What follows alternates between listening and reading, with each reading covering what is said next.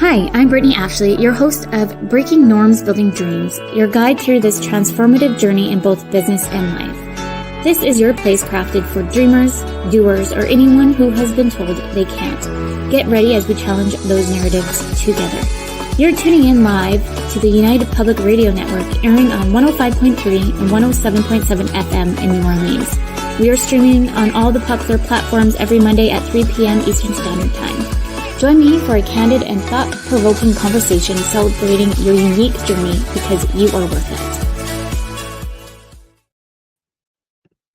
Hello, everyone. Thank you so much for tuning in today. I'm so excited to have Kiki with us. For those just listening, welcome to Breaking Norms, Building Dreams. I'm your host, Brittney Ashley. We are broadcasting live on the United Public Radio Network and the UFO Paranormal Radio Network 105.3 and 107.7 FM in New Orleans. Get ready to escape the routine and join us for the next hour as we break norms and build dreams with Kiki. I'm so excited to have you, Kiki. Thank you for having me. This is so cool to be here with you. It's been so long. I know, so long. Let me do a quick introduction, and then you can tell us more about who you are. So everyone, please meet Kiki. I've met Kiki a long time ago. I'm so excited for her to be here. She's a passionate educator with a master's in multidisciplinary leadership. Kiki spent 15 fabulous years in teaching junior high. Beyond the classroom, she's delved into life coaching and professional photography. Kiki's true purpose lies in helping others recognize and believe in their worth. Excitement resonates at Kiki's presence, a special 2024 event for girls and women. With carefully created team, she guides participants through empowering activities. The anticipated of No Girl Left Behind event grew from her expansive empowerment camp, now reaching across 3 cities in Canada. I'm so excited for you to dive in and tell us more, Kiki. Before we go into the events, maybe you can just kind of tell everyone about your background. Sure. So, as Brittney mentioned, I am actually a teacher. I taught for 15 years junior high, and I loved it. I never wanted to leave teaching, but when I left, my husband and I were going through IVF, and I kept miscarrying, and so it was a tough time. And I'm an older mom. When I got married, I had met my husband at 39. We got married at 40. So, we were going through the situation, and I was feeling sort of off and tired and emotional. And I went to my admin and I said, hey, would it be possible for me to go part-time? And he said, I'll think about it and let you know. So I thought, okay. And a few weeks later, I was walking down the hall and he said, hey, Kiki, remember when you asked me about going part-time next year? This is during class change when, there's 100 kids in the hall. And he said, well, I don't support it. And I go, okay, I quit. So I left teaching. It's not what I wanted to do. And I had just graduated with my master's degree a month before. And I thought, how am I going to make a difference anymore? I mean, that's the only thing I wanted to do was teach. And I had moved across the country from Ontario to Alberta to do just that. And so I was sort of at a loss. And then fast forward to 2023, and I was like, what else can I do? Or I suppose we'll go back just a few years. 2020, it was right during COVID, and I thought, I have to do something. I'm not teaching. At that point, we had adopted my 2 boys, and so our family was complete, but I felt something was missing from my professional life, and just that whole need and purpose and passion for helping. So I created a 3-day empowerment camp for girls, and we started off with 15 girls in the summer of 2020, or the fall of 2020, I should say. And then each year we sell out. As soon as we open up registration, we sell out within 2 hours. And now we've got 35 to 40 girls coming. We're already sold out for September 2024. And the girls and the moms were saying, Kiki, we need more. We want, can you do a women's camp? Can you do, this and that? And so I got to thinking, almost a year ago, so last March, I woke up one day and it was such a pivotal moment for me, because in my head I thought, would it be so awful if I actually loved my entire body and everything about me? Would it be such a crime, Yeah.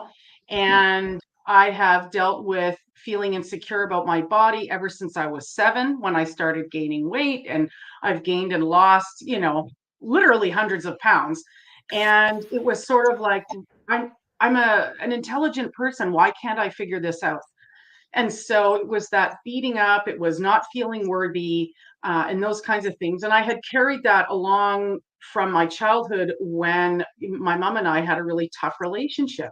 And Mhm. so when I asked myself that question, I thought, no, it wouldn't be. And it was sort of like this, it was just this epiphany, really and truly, because I thought, well, what can I do about that? How can I change how I feel, the perception that I have of myself? And it came to me that I have a really, really strong relationship with my husband. And so Mhm. I thought, if I want to create a relationship with myself, I have to employ the same sort of things that I do in my marriage in order to make that work. Yeah. And then I started going, oh, I'm going to build a relationship with myself. And Mm. then the idea for the event came into play. I love that.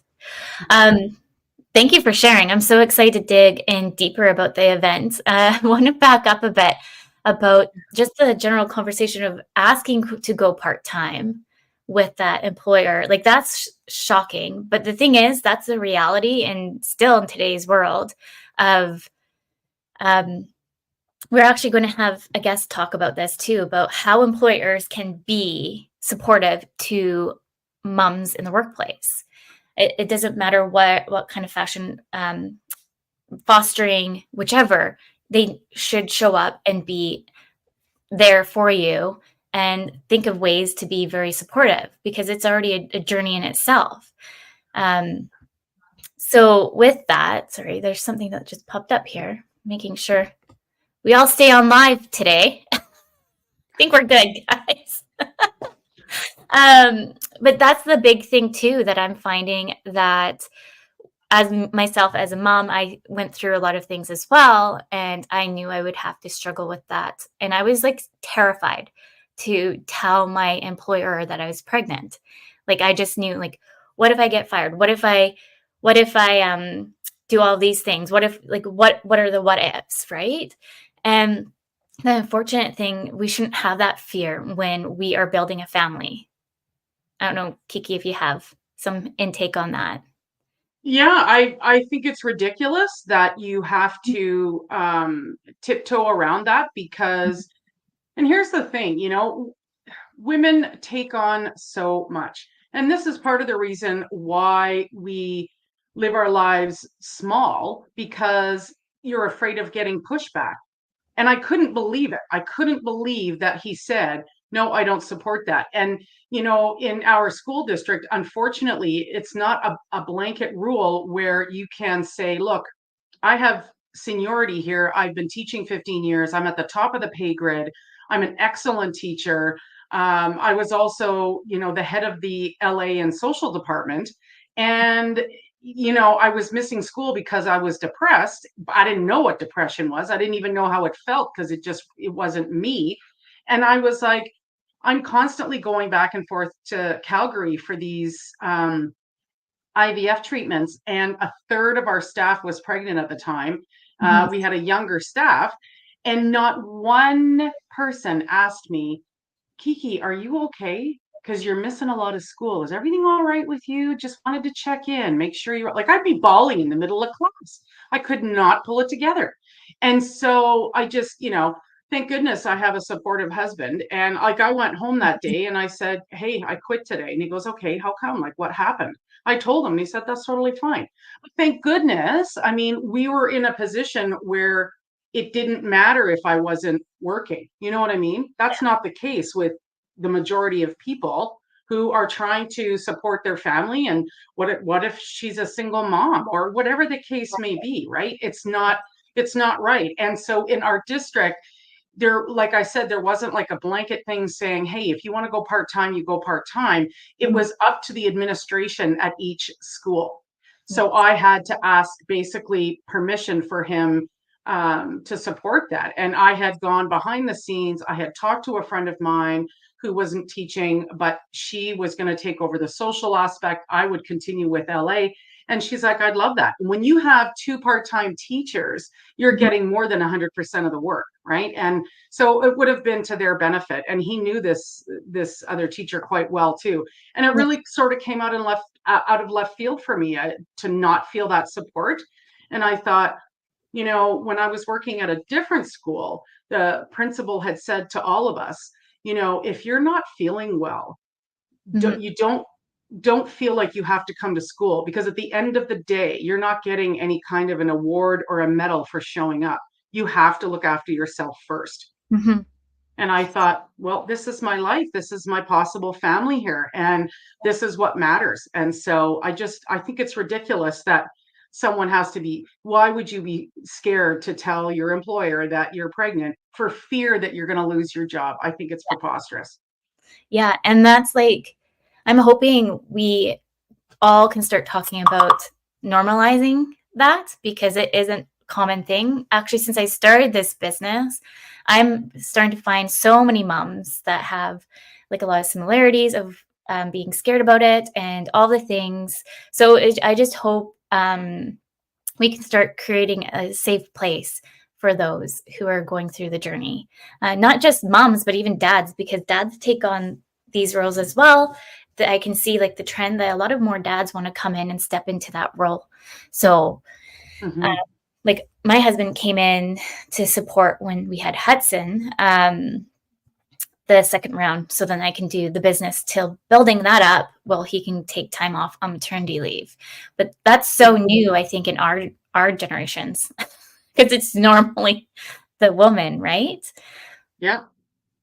But on that point of all of this journey, it's all about being worthy. So maybe can you dig in more on the kind of different items you bring to the different events for the girls and women? Is it kind of segmented just like a camp then for girls, and then you have something else for the women so the listeners can understand more? Sure. So the camp is different than our event. So the Mhm. camp is run over 3 days, and it's just for girls, 9 to 14, and they stay over for the weekend. And we have lots of different activities and stuff like that going on. Mhm. And I find that it's really, really powerful because when you have like a semi smaller group of girls, we teach each other, we do role playing on how you navigate bullying and how you navigate girl friendships, because those kinds of things really are difficult for girls. Yeah. And girls are physiologically different than boys. So when a girl ends up being angry or upset with another girl, she has to look for validation. So what she does is she goes and tells 5 or 6 other people, and she says, this is what happened. So she needs that reassurance and encouragement from other people. And then it just sort of spreads. And then it just becomes this big, huge issue. And it's like, this is what you need to do in order to make it better. These are the right channels that you're going to take, because boys will just punch the snot out of each other, and then it's over with. Whereas girls will, particularly with social media, they'll get on there and they will bully, bully, bully until you've got girls who are feeling really, really bad about themselves. And Mhm. so that's our camp. But in terms of do you want to know, can I share the event itself and the setup? Yes, share it all. We got a while. Okay. All right.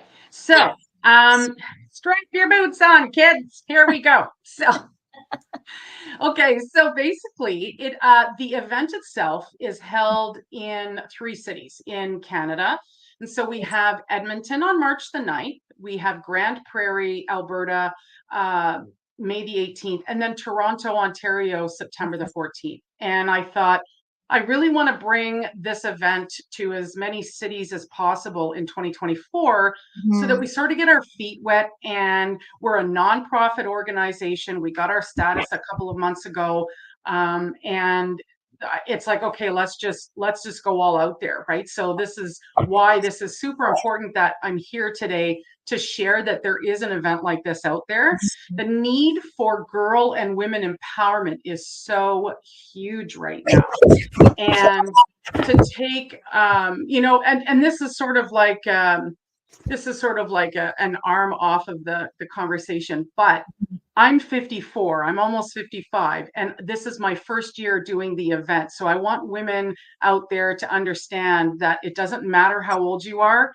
If you are passionate and you've got a purpose and you feel like this is something that is going to work for you, you don't let anyone stop you. You get up, you pull up your girl panties, and you say, yep, I got this, and you make it happen, because it's true. Anything is possible, and there is room for everyone to succeed out there. So I don't believe in competing and comparing with other women either. It just is something that is exhausting to me, so I don't partake in it. But to think that a year ago I had this thought based on the, oh my gosh, would it be a crime if I actually loved myself? And Yeah. then, it snowballed into this. So it is for all girls 8 and over, and then women of all ages. And so the day is, we have everyone comes at about 9 o'clock in the morning at the venue. And we have 2 or 3 vendors there. I didn't want the market to sort of take over, but it's all like women empowerment stuff. Perfect. And we have a keynote speaker, me. Uh, and then I've handpicked a group of empowered, professional, Mhm. experienced women to come to the event. So when everyone shows up, they're going to be put into groups. So the girls 8 to 11 are in one breakout room. The girls 12 to 15 are in another breakout room. And then all the women are going to be in the ballroom. So like the main room where everyone is with the stage and whatnot. Yep. And we're doing that for developmental content, because a girl who is 8 is not at the same developmental stage as someone who's 14. I'm, mentally, physically, emotionally. So the content that we're delivering is going to be age appropriate and developmentally appropriate. Uh, Mhm. so it's very different, but you'll spend 3 sessions in the morning with different presenters. And I call them presenters because they're not there to speak at you all day long, like a typical convention or conference. Yeah. And the reason for that is it's twofold. So I believe that it's really important to share our stories, Mhm. because someone's going to resonate with that, and they're going to hold on to it. However, you're going to forget about those details in time. And while most events and conferences, you're like, woo, this is so good. I felt Yep. so amazing. And 2 weeks later, you're like, yeah, what? And you've lost the fizz. And so what we want to do is, we don't just want to talk about empowerment. We want to show you how to be empowered. Mhm. I was looking, there's millions of hashtags about empowerment. Yeah. And I'm willing to bet that 99% of the people posting those are not empowered women. Mhm. And it's because of all the stuff that we bring to the table, all the things we hold on to, and the perceptions that we have, and believing that we are defined by our experiences, and we're not. We're shaped by those experiences, but Mhm. what defines us is how we choose to respond to those experiences. Yeah. That is what defines us. And Mhm. being empowered is understanding and believing in your own worth. Mhm. And you get that by understanding that you, thank goodness, have a Mhm. choice. You get to choose who you're going to be at any given time. And Yeah. so if you want to redefine who you are, you go right ahead and do that. And you make that decision. You know, it's as simple as telling yourself, I'm not going to have that attachment to that Mhm. feeling or to that experience anymore. Mhm. And so, we have teachers on our empowerment team. We have a registered child psychologist. We have Reiki specialists. We have people that are going to do activities with you. So we are going to have you actively participate in your own empowerment so that you build the relationship with you. And, the focus is relationships. And there's two relationships that we're taking a look at. The first one is the one with self, which is the most important, obviously. And unfortunately, it's the one that's the least exercised. And it's the one that breaks down first, particularly for a woman, because of social media, society's expectations, generational things, and just what you carry with you, right? And like I said before, women are physiologically different than men. How we feel, how we respond, how we internalize things is a lot different than men. Like we tend to hold on to them, whereas men are like, I'm just going to punch your lights out and then we'll go for a beer and it's done, Yes. whereas women are going to bring that up later.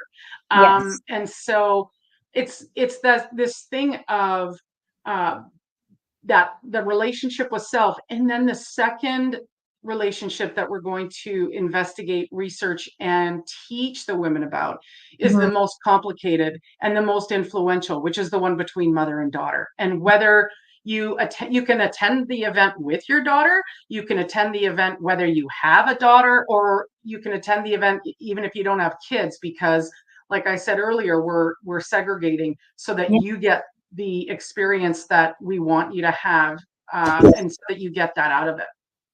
I love that. And I don't think I told you too much about my journey to be a coach as well.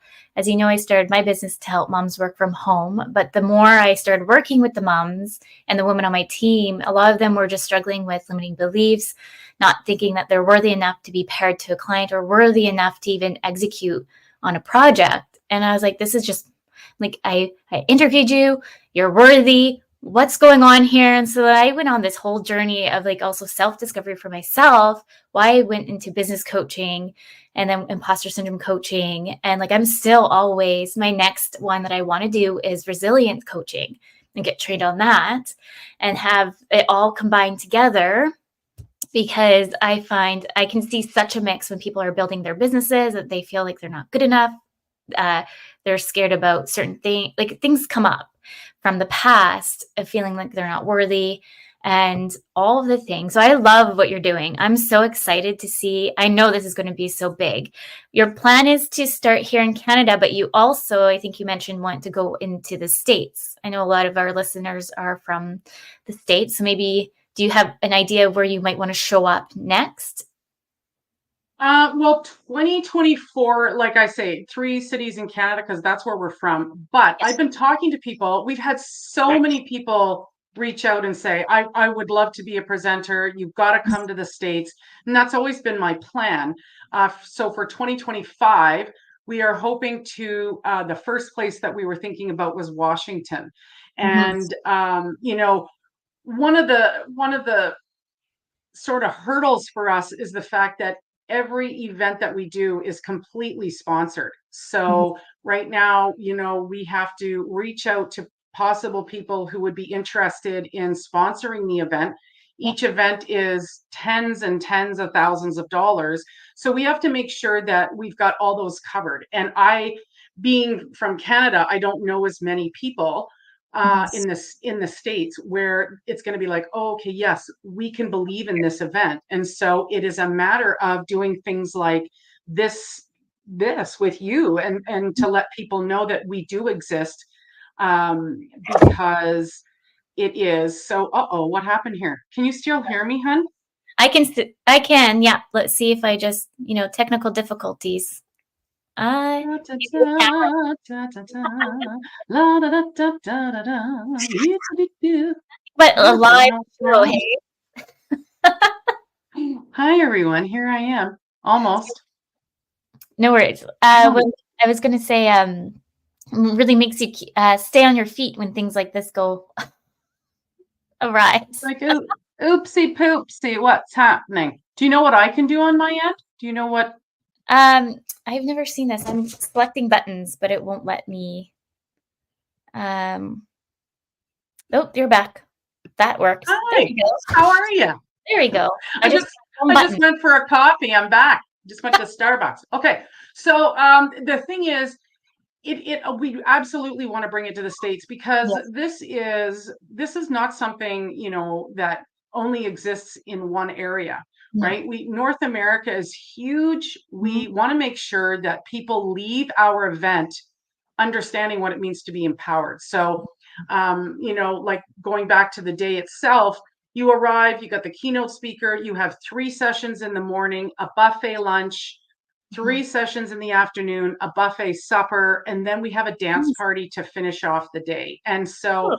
our hope is that you have the skills and the tools to understand and know what it means to empower yourself. Because if you create a really strong relationship with yourself, Mhm. you've got that foundation. It's very much like a house. I mean, my next door neighbor's house burned down to the ground. Oh, The no. only thing left was the foundation. And Yeah. so then you build on that, right? And Yeah. so we have specific questions, specific activities that we're Mhm. doing that will affect everybody differently, which is absolutely magic, in my opinion, because you're not just coming and listening, you're coming and doing. And Yeah. you're like, you know what? Life isn't going to be a smooth ride, right? It just isn't. And so when something comes your way, you're going to have the skills to go, wait a sec, I can sit back here and I'm going to calm my brain down, and I'm going to calm my nerves down. Mhm. And I'm able to do that with exercises that we're going to not just show you, but you're going to do during the day to practice them. You have the notes with you, and you're participating in your own empowerment so that no one else can take it away from you. And that there is no such thing as imposter syndrome, because you get to know who you are. Yeah. And the relationship with self, you will walk away going, oh my, like, it's so powerful. Mhm. It was the most peaceful thing, right? Like, Yeah. there's two profound experiences that I've had in my life. The first one was when my son Christopher was born, and we adopted both of our kids. But we're in Alberta. He was born in Florida. It was a nightmarish adoption, just with so many things going on with the birth mother. However, she did allow me to be in the room when she gave birth, and she had a C-section. And I get a chill. I have a chill even saying it, because it brings me right back. Yeah. But, and my son turned 11 on the 5th. So it's like kind of Mhm. recent, but they pulled him out of her, and the doctor handed Christopher to me. Yeah. And becoming a mom for the first time, and understanding that, you know, I was going to look after this living and breathing human being, and someone entrusted me with this forever, was so unbelievable for me. And the only word I can think of is profound. Mhm. And I'm grateful for that every single day. The second most profound experience was literally a year ago, when I had said to myself, well, wait a minute, would it be so awful Mhm. if I did love myself? And so I started to build that relationship with myself. I've never felt better. I've never felt better in my life. And I know exactly who I am. And it's through three characteristics of any relationship that I came up with about 15 years ago. But Mhm. the number one thing in any relationship is communication. The Mhm. second thing is trust. And the third thing is respect. And Yeah. if one of those things is fractured, you have a problem in that relationship. And honestly, that's with yourself too. So when Yeah. women say to themselves, I don't have time to go to the yoga studio, I don't have time to go for a walk, I don't have time to go for a bath, it's like, well, we need to change your perception of that. Mhm. Because uh, you know, there's too many things counting against you, until it slaps you in the face and says, you're going to run yourself into the ground. And then we've got nothing left in the tank. And, we intellectually know this, but women don't know how to employ this. And we're going to show you how. So the event it's so unique. It Mhm. is so needed. And it's literally going to change how you feel about things, which is massive to me. Which is 100% massive for anyone, I'll ask you the next question, but we're already 30 minutes in. So anyone just tuning in, you're listening to Breaking Norms, Building Dreams. We are live on the United Public Radio Network and UFO Paranormal Radio Network, 105.3 and 107.7 FM in New Orleans. With anyone listening, how can you kind of guide them on taking more self-love for themselves? That's another thing, by the way, I would love to come to New Orleans. I would love us to do an event in New Orleans. I have never been, and this is such an aside, but my husband's an accountant and he has accounting conferences. Okay, I'd rather poke my own eye out than go to one of those. So I attend them, but I do other things. Yeah. And he had one in New Orleans, and we got a call for our second son a week before my husband left. And I'm like, I can't go. So I was home with our newborn then.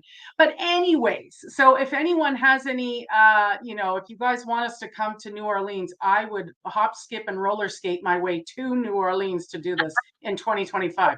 And the theme, by the way, in 2025 is confidence. But if we're talking about, how do you take steps for self-love, it is truly it's creating a relationship with yourself. And how do you do that? You do it with steps. So you start communicating with yourself and you start listening to yourself. And it doesn't matter where you are in your life, you can start that today. You really can. You can sit back. This is the importance of quieting the mind. And this is why meditation is important. And people get scared and they're like, I don't know what the flip flop I'm going to do if I'm meditating. I'll be thinking about, I really could use I could use a donut right now, or geez, I gotta go get diapers later. And then, your mind, if you quiet your mind, it can be scary to people because they're like, I don't know how I'm supposed to feel here. And sometimes when you're in yoga, for instance, if you try yoga, it brings up a lot of feelings. It's a process. It really, truly is a process. But if you think about dating somebody, you have to be cognizant of how do you treat someone that you are dating. Well, you want to listen. You want to listen to what they have to say so that you go, I really want to get to know more about this person. And if I'm going to tell myself that this week I'm going to get in so many steps, like on my fit tracker or whatever, and then you decide that, and then sometimes you self-sabotage because you've got these hidden things going on in the back of your head that go, no, I'm not worth taking the time out to do this. And it's not even conscious that you do it. Yeah. Then all of a sudden you're letting yourself down, and then it becomes a self-fulfilling prophecy. So would you, if you were dating somebody and you said, yeah, let's go for supper, and you agreed to that, you just didn't show up. Well, you might do that once or twice, and that person's going to drop you. And there's one person that you can't escape from, and that's yourself. And at the end of the day, throughout the day, the best friend you have in your back pocket is also you. And so if you learn, I need to spend more time thinking about these particular things, then, and these are all things that we do at the event, and we have after support too, right? So you're leaving with all of this information. That's amazing. Then you've got it. And it's a constant thing. You have to work at any relationship, whether you're married for a year, whether you're married for 15 years, whatever. It's that constant evolving because you as a person are evolving. You're learning about yourself. How exciting is this? It's so cool. And it's like when you're going out on your first date, you get the little butterflies in your stomach and you're like, woo, this is going to be fun. I got to be on my best behavior. Is hair number 14 out of place? You want to make sure that when you're dating yourself, you listen and you talk. Self-talk is massive because when I was talking before about like girls and trying to validate their feelings and with situations, of course you want support from your friends and family. Absolutely. We all need that. We're human beings, and we're hardwired for socialization. But if you're going to make a decision, at the end of the day, it's you who makes that decision. You may have some influence from somewhere, but you get to choose. Mhm. You are empowered. That's Mhm. you make the decision, and so you get to choose who you're going to be. You get to choose if you're going to talk about women behind their back. You get to choose if you're going to look at a woman in a bathing suit and judge her. Mhm. You do. Yep. And and we talk about relationships, the dynamic of women relationships too, Mhm. and how there's lots of business coaches out there. There's an example, and people just are popping up going, yep, I'm a business coach, I can coach. And it's a very difficult profession to be in, number one, because there's not a lot of guidelines, and anyone and their Tweety bird can show up and go, I'm a business coach. And it's sort of like, no, you need to have some experience. You need to have some education on that so that you're an effective business coach, because you will fail. And then you'll think, oh, I guess, this is something that, and then that's when you get the imposter syndrome, because you really you're not up to code with what you need to do. It's like going Mhm. into an interview ill prepared. You Yeah. go in there prepared. So when you're dating yourself, you get to figure out, what is it that I want to do. Am I a yoga person? Am I someone who needs fresh air? Am I someone who needs to go for a drive? That's what you get to learn about yourself, because so often women are lost Mhm. in the day-to-day life, the minutia of what is going on, whether you're a mother or not.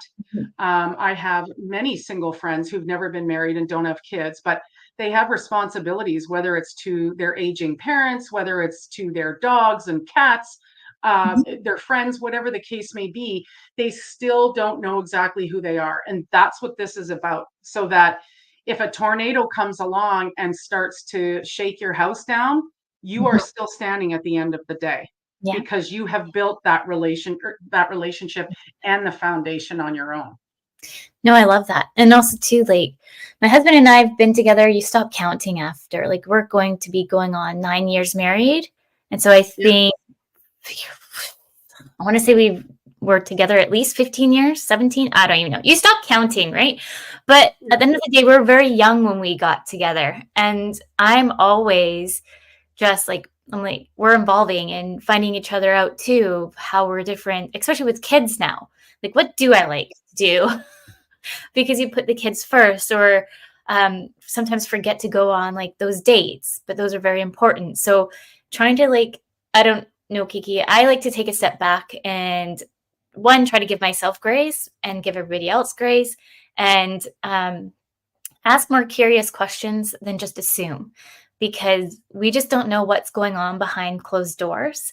And I Yeah. feel like we're very sometimes we a lot of people just go right into judgment mode, where let's try to change the mind frame of, oh, you couldn't drop the kid off. I'm just using this as an example. Why couldn't you drop the kid off at this time? Instead of going right into aggression mode of, you Yeah. should have been here at 8. Why are you That's not? communication, right? And Ex- so how you're communicating has to do with respect as well. Mhm. Yes. Is that a respectful way to be speaking to my life partner? And you get everyone gets frustrated, and kids, and you think about going on date nights, but you're so tired. It's like, okay, so date night means the two kids are in bed, I got my flip-flops on and my cozies, we're going to sit on the couch and watch a movie, and we're going to be closer than 5 feet away from each other. Yes. And it's that, sometimes I call it a sleepover too. And so we'll be lying in bed, and I'll be like, you want to have a sleepover? And it just is like, tell me about what's going on. Tell me about how you're Mhm. feeling, and those things. And there's never any question about how I'm feeling about anything, Mhm. because we have those conversations. And with IVF and adoption, you have to have a lot of very, very difficult, Mhm. hard conversations. And Mhm. so you go through the human experience together. Yeah. And so it's just one of those things that you have to be aware of. And so if I'm short tempered that day, Neil will say, "Hey, pull it together." He will Mhm. tune me in, and I'll be like, "Oh, I didn't realize I was being, snappy. I'm sorry about that. Yeah, I did not mean that, you know? And when it comes to communicating too, how do you communicate your fears and your anger and your, your frustration as opposed to them? And if they're ticked off with you, how do they want to approach that? And you have to come together, Yeah. right? So it's that, like Neil is somebody who needs to know that everything's okay. We got to figure it out. So we don't go to bed angry at each other. And I need some space. So it's like, I'm going to have to hurt you. So Yeah. you're going to need to walk away while you still have legs that work. Come back to me in 15 minutes, Mhm. and then he'll come back. And I'll be like, okay, That's I'm calm now. And then we kind of figure it out. You know what I mean? And like, it's not always easy, but these are conversations you have to have with yourself too. Why am I acting this way? Why do I feel this way? exactly. And when you said that women jump into judgment mode, Mhm. that is generational. That's a pattern, and I don't believe it's women's fault. I think it has just been something that's been expected of us to do. And so we immediately look at it that way. And so it's practice. We Mhm. can do it. We can stop doing that by practicing. And an example would be miscarriage. Okay. So what makes me different than someone else who like I miscarried 4 times, and we're like, okay, well, our hands are up in the air, we're going to adopt. I'm adopted, and so I had no qualms about it. But I've talked to people who miscarried and went through IVF, and they're like, I would never adopt because that's not really my child. That's Mhm. not how I see it. And so that defines who they are and how and where they're at with that it Mhm. doesn't matter to me. Yes, What matters to me is what matters to me. exactly. And I had a friend who she's got 3 kids now, and she thinks very linearly. And Mhm. she's a very successful lawyer in Toronto, and so is her husband. And they're so logical the way they think. And so I was like, oh, how are the kids and da da da. And this is years ago, but it was like, oh, my wife had 2 miscarriages before we had the second one. And I said, oh my gosh, I'm so sorry. And he goes, oh yeah, no big deal. Like we'll have another 2. That was their take on it. Whereas I have another friend who years and years ago, they were trying to have a baby and she miscarried once, and they said, that's it. We don't have the heart to do this anymore. They didn't want to adopt, and they're in their 60s without kids, and that's what they wanted to do. So Mhm. you can't and you shouldn't take on someone else's decision to do something. You know what I mean? So Yeah. women are really, really quick to do that. And so it has to be a mindful thing not to do that. And if you are so focused on creating this exciting, phenomenal relationship with you, the most unique person in your own life, Mhm. you don't have time to look at somebody else and go, oh my God, I would never feed that to my kid. Who Mhm. cares? Yep. Who cares? You know? Yeah. And I think like me as I've been evolving, and I had this conversation with my friend of like, this show is actually part of me, of my journey, for me to kind of state things that I don't like to state about. I usually keep quiet. I'm soft spoken, don't want to talk about it or ruffle the feathers, give or take. But I've seen like in the last few shows, I would say things. I'm like, oh, usually I wouldn't say that kind of stuff. But then people are like resonating more and starting to find more out about me. I'm like, yes, okay. You're This is you're finding out stuff about yourself, right? yeah, Like exactly. this is like, oh, I have a voice, literally and figuratively, and you have the power to speak Mhm. that, and which is phenomenal. How amazing is that? Mhm. I'm like loving it. That's why I also wanted you on the show, because I know like I'm so excited about the event. Like I want to attend too. You better. You just tell me which one you're do. Yes.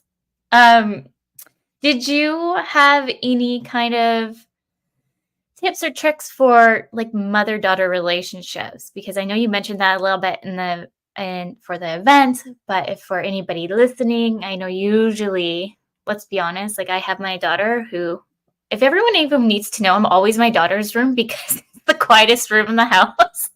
That's why I have hearts in the background. about that. I was like, isn't that pretty back there? I have Um, no but yeah, do you have any tips for I anybody? do. I do. Like, the thing is, and I know we don't have a whole lot of time left, but I Mhm. know you know what? We should have a sleepover. We Yeah. could just be sitting here having some marshmallows and hot cocoa. But like the most complicated relationship that exists is the one between mother and daughter, and the parent of the most influence is the one of the same sex. So, you know, generationally, we take on a lot of what our mother's expectations were and how they felt about us. And I felt for most of my life that I was unworthy because my mom and I didn't get along most of the time. And we recognize this now, but we did not understand that her behavior was a reflection of a severe depression. Mhm. She had terrible, terrible mental illness, and we didn't know. It was like, how come mom shuts herself in her bedroom for 3 days at Christmas and she won't talk to anybody? Or if she got mad at you, she wouldn't talk to you for 3 or 4 days. You never knew what you were going to get, and she would slam doors. And every time she went in or out, and so it left this really uneasy, anxious feeling for me. That's how I internalized it, and I felt like she must not love me. And Mhm. if my own mom didn't love me, I must not be worthy. And if I was placed for adoption, my birth mom didn't want me, which must mean that I'm unlovable, you know? Yeah. And so unconsciously, I carried that throughout my life. Mhm. And when my mom passed away suddenly in 2019, we hadn't spoken for 9 months because she was mad at me about my cat.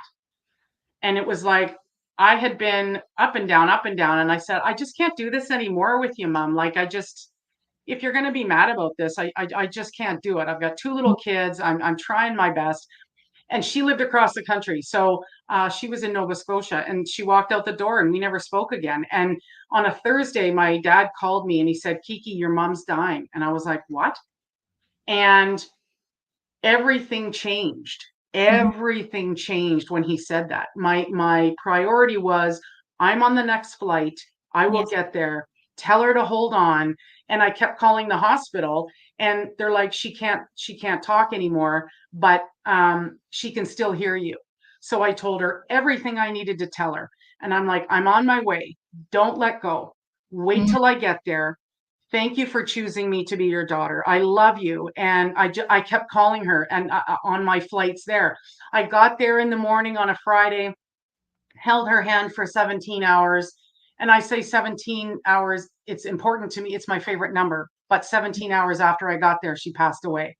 Mhm. And she passed away just after midnight, and on her 82nd. I'm just chilling up here talking about it. But um, she died on her 82nd birthday, and she held on. And the nurse said, she heard you. Mhm. She held on for you. And I thought, oh my, it was that perception change. And I Mhm. thought, my mom did love me. She didn't know how to love me. And she didn't know how to love me the way I wanted to be loved. Mhm.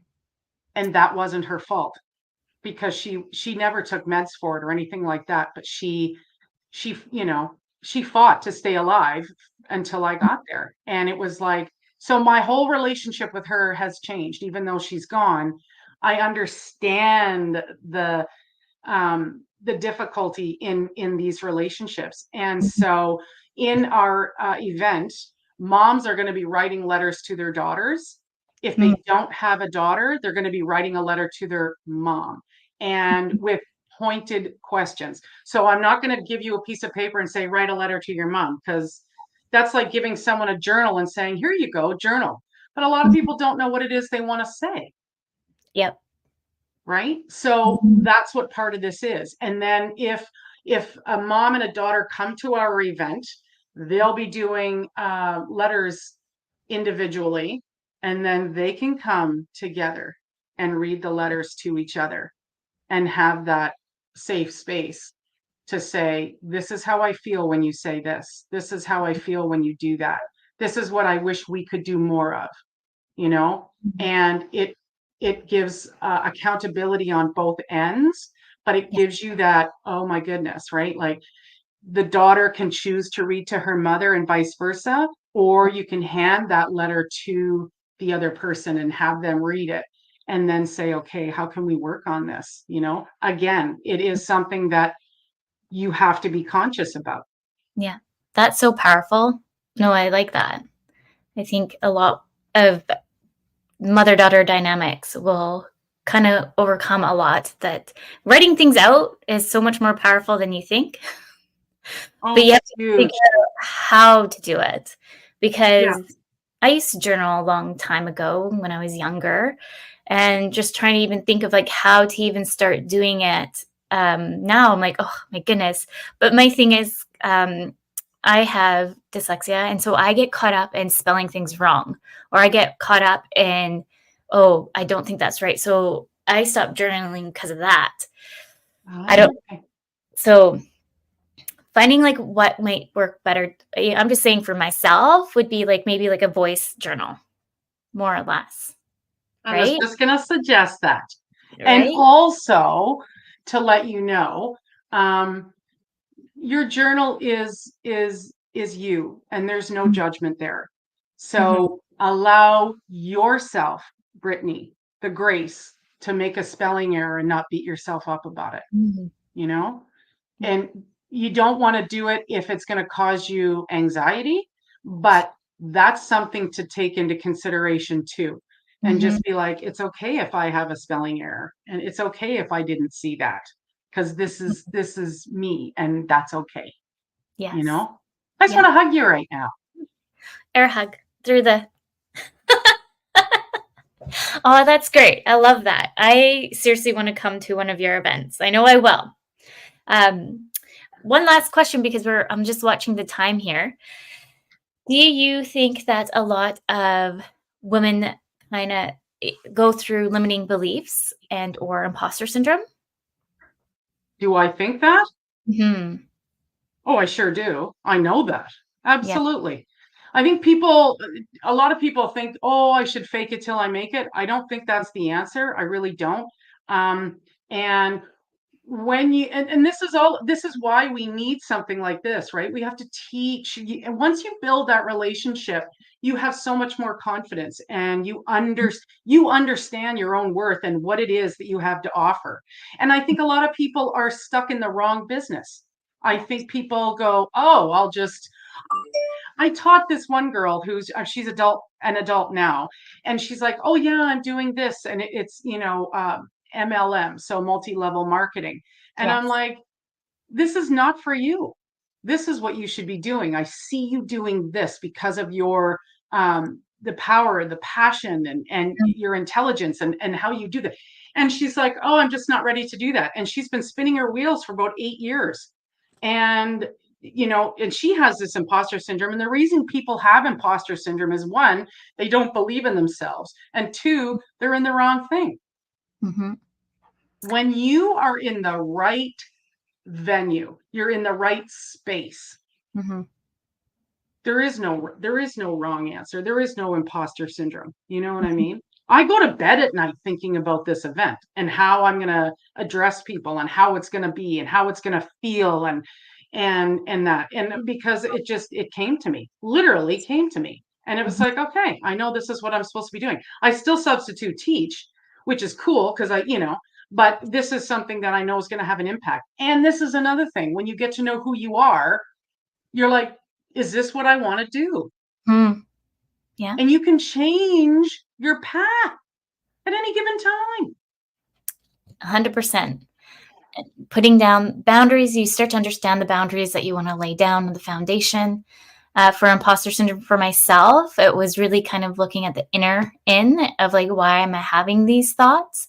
A good correlation, apparently, they say stats come into kind of like your background that you've been brought into of imposter syndrome, and so forth. And so it's just like navigating yourself through those feelings and really kind of speaking more openly about it and stepping into it. Like just doing the show, like I was like, when they're like, yeah, let's do it, I'm like, oh my God, I don't know what I'm going to talk about. Why am I going to do this? But that's like me, though. I push myself out of the boundaries because I'm so passionate to build something of telling everyone that they are worthy of whatever they want to do, whatever That's passion, right. dream, they're capable of doing it.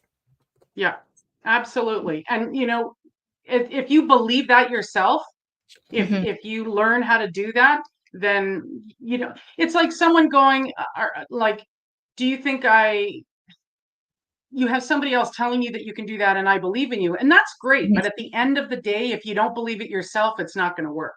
No, exactly. And that's like the part of my passion that shows up. It's I'm so determined to do this. I'm gonna let go of that fear and step into it and just Good for you. enjoy the ride. Yeah, good for you. Take the bull by the horns and run with it. I love that. That's Yeah. huge. That's huge. Yeah. Well, thank you, Kiki. We're almost at time. So thank you for everyone who tuned into the show. Thank you for everyone in the chat room, the United Public Radio Network, and UFO Paranormal Radio Network. So next week, come join Nadine and I. Nadine's coming back, and we are talking about parenthood and career transitions. So with that, until next week, remember your journey is unique and your worth is unquestionable. Thank you so much, Kiki. Oh, thank you, Brittney. And thanks everyone for tuning in.